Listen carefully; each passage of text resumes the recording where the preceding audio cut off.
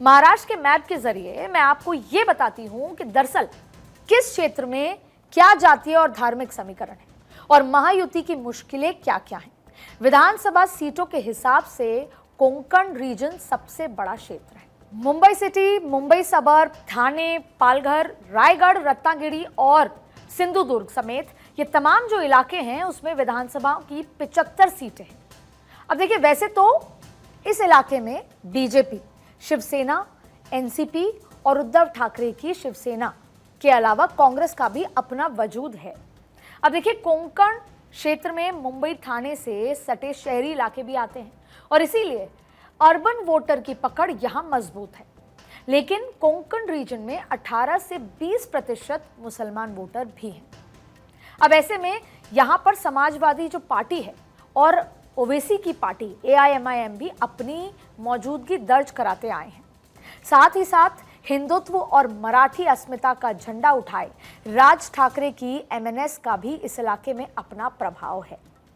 हम ये आपको इसलिए बता रहे हैं जिससे आप ये बेहतर तरीके से समझ पाएं कि जो ये इलाके हैं जहां पर बड़ी संख्या की सीटें आती हैं, वहां पर अभी फिलहाल जातीय समीकरण, धार्मिक समीकरण क्या है और किस दिशा में ये हवा चलती नजर आ रही है। अब देखिए, कोंकण के बाद आते हैं हम सबसे बड़ा इलाका जो है विदर्भ रीजन। नागपुर और अमरावती ये वो डिवीजन है और इनको मिलाकर बनता है विदर्भ में विधानसभा सीटें आती हैं 62 और ऐसे में विदर्भ में दलित आबादी भी है, काफी डोमिनेटिंग आबादी मानी जाती है। और इस इलाके में किसानों की क्या क्या मुद्दे रहे हैं, किसानों की आत्महत्या के मुद्दे रहे हैं, बेरोजगारी का मुद्दा रहा है, नक्सलवाद का रहा है, कुपोषण जैसी समस्याओं का गंभीर मुद्दा यहाँ पर रहा है। एक जमाना ऐसा भी था कि विदर्भ कांग्रेस का गढ़ माना जाता था। करीब 5 दशक तक विदर्भ में कांग्रेस का एक छत्र राज था।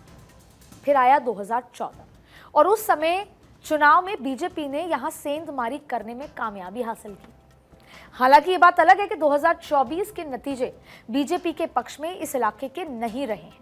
लेकिन ऐसे में बीजेपी यहां खास तौर पर फोकस इसीलिए कर रही है कि वो अपना खोया हुआ जो सेंधमारी वो कर चुकी थी, जहां पर वो राज कर चुकी थी, वहां पर एक बार फिर से सेंधमारी की कोशिश कर। अब बात है मराठावाड़ा की। मराठावाड़ा की बात करें तो महायुति के लिए ये इलाका इस बार सबसे बड़ी चुनौती है। 46 सीट्स आती हैं यहाँ से और 46 सीटों वाले मराठावाड़ में मराठा आरक्षण एक सबसे बड़ा मुद्दा है। मनोज जरांग पाटिल, इन्होंने बड़ा आंदोलन भी किया और इनके आंदोलन के बाद ये मुद्दा लगातार तूल पकड़ रहा है।